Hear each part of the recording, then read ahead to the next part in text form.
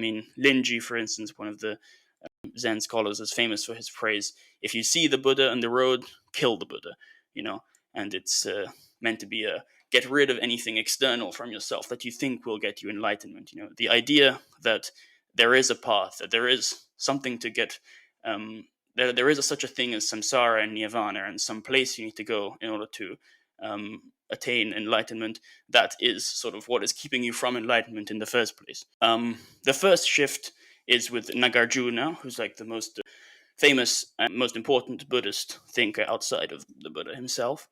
And his main contribution is shunyata, which is emptiness. And emptiness is sort of a radical reformation of dependent origination, which is one of the core Buddhist doctrines, which is that basically the interdependence of all objects and ideas and things. Everything is dependent on something else, and everything exists in this way, where there are no essences, there is no singular existence, and everything is dependent on itself. Emptiness takes this even further, where it says that not only are sort of things empty, but even philosophical doctrines are empty. They only make sense in relation to other things. They only make sense sort of in the context from which they arrive. So when you had the historical Buddha speaking to the people in 1500 BC and telling them about samsara and nirvana and how to attain enlightenment, this isn't some ultimate truth that's you sort of separated from everything else that we have to strive towards. Like, no, it's a way of doing expedient means, which is sort of a partial truth, a contextual truth, which is supposed to help someone attain realization.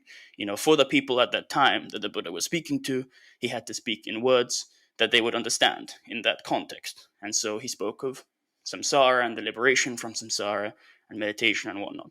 But these aren't ultimate truths. Ultimately, everything is empty.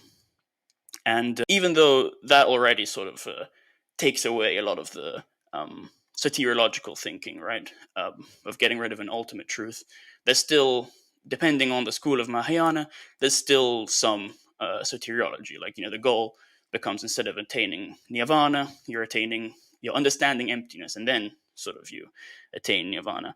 But Zen especially pushes back heavily against this. An important thing, even before with Nagarjuna, but is also the emptiness of emptiness. The concept of emptiness itself is itself empty. It doesn't have any content. It's not a belief. It's not something to achieve. It's more sort of a rhetorical tool to get you to understand certain truths, and you have to abandon it at a certain way as well.